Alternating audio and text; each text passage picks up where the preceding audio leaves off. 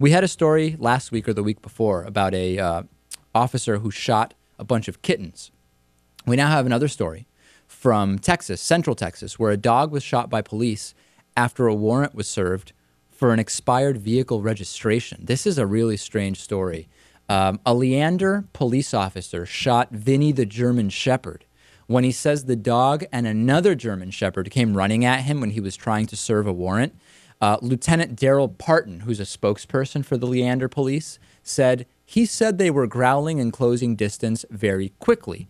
However, the owners of Vinny said that Vinny has never acted aggressively. This dog wasn't after him. The dog was just running up and, hey, what are you doing?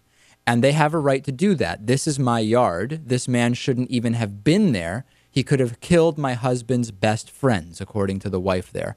The Simmons also told KVUE that they never heard of the man the police were looking for. The warrant was for a man named Bradley Neal Simpson, who is wanted for an expired vehicle registration.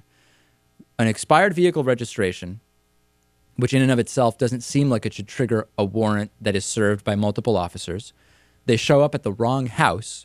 A dog supposedly runs at them, and then they shoot the dog. Now, the problem is this, that the dog was shot in the back of the neck. Vinny the dog was shot in the back of the neck. And as you can see here, he has this whole thing. I don't even know what to call it, a cast brace. And he was shot in the back of the neck. This is just, it might be a stupid question, but how do you shoot a dog in the back of the neck? It's not an exit wound in the back of the neck. The dog was shot in the back of the neck. If it's running towards you, was it right below you and you shot down at it? How do you shoot a dog that's running towards you in the back of the neck? Maybe a stupid question. Like maybe there's a simple explanation. I just don't understand. I would guess if you were shooting down at it, that would pretty much be the only way, right? Because otherwise it turned away from you and then you shot it. But then if you're shooting down at it, was he able to make the shot at exactly the moment before the dog viciously beat him?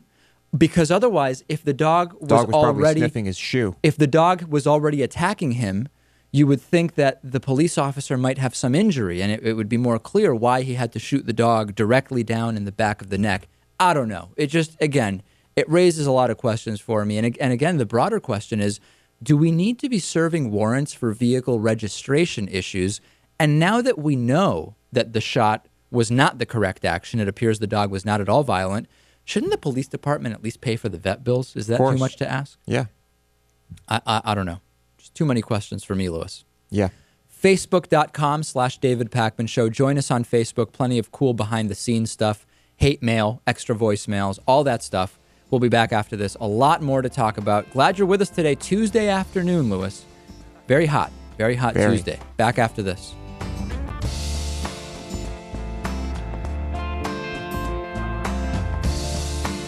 The David Pakman Show at davidpakman.com.